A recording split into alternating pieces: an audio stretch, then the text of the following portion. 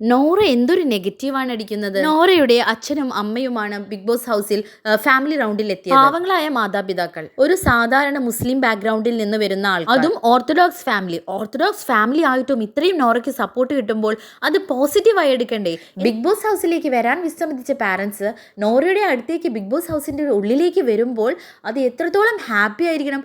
അതിന്റെ ഇടയിൽ ഒരു നെഗറ്റിവിറ്റി കണ്ട് അത് ഊതിപ്പെരുപ്പിച്ച് വളരെ മോശം നോറ.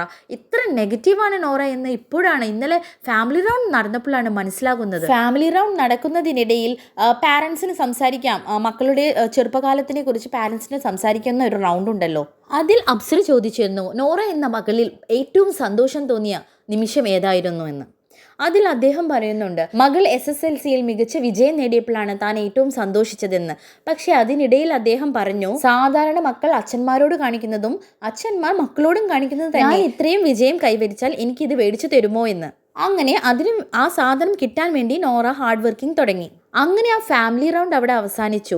പക്ഷേ നോറയുടെ മനസ്സിൽ നിന്ന് അത് പോയിട്ടില്ല. നോറ പറയുന്നത്, ഞാൻ ബ്ലാക്ക് മെയിൽ ചെയ്തിട്ടാണോ നിങ്ങളുടെ അടുത്ത് ഓരോ സാധനം മേടിച്ചു തരാൻ പറയുന്നത് എന്ന്. പെട്ടെന്ന് വളരെ സെൻസിറ്റീവാണ് നോറ. അതും ചെറിയൊരു കാര്യത്തിന് അത് അദ്ദേഹം സാധാരണ പോലെ പറഞ്ഞതാണ്, മക്കളുടെ ഒരു കുസൃതി എന്ന നില. അതുപോലും നോറയ്ക്ക് ഗ്രഹിക്കാൻ കഴിയുന്നില്ല. അത് എന്നെ വളരെ അതിശയിപ്പിച്ചുപോയി. അത് കഴിഞ്ഞ് പോകാനാകവേ അച്ഛൻ നോറയോട് ചോദിക്കുന്നുണ്ട്, ഞാൻ വരണ്ടില്ലായിരുന്നു എന്ന് നിനക്ക് തോന്നുന്നുണ്ടല്ലേ എന്ന്. അത് കേട്ടപ്പോൾ സത്യം പറയാലോ വിഷമം തോന്നിപ്പോയി മനസ്സിന്. ബിഗ് ബോസ് ഹൗസിൽ എല്ലാവരും നോറയോട് പറയുന്ന ഒരേ ഒരു കാര്യമാണ്, എന്തുണ്ടെങ്കിലും നീ അത് മനസ്സിന്റെ ഉള്ളിലേക്ക് എടുക്കുകയാണ്, എന്നിട്ട് അത് പെരുപ്പിച്ച് ഇപ്പോൾ സ്വന്തം ഫാദറിനോട് പോലും നോറ അങ്ങനെ കാണിക്കുമ്പോൾ എന്താ പിന്നെ നമ്മൾ പറയാ അല്ലേ.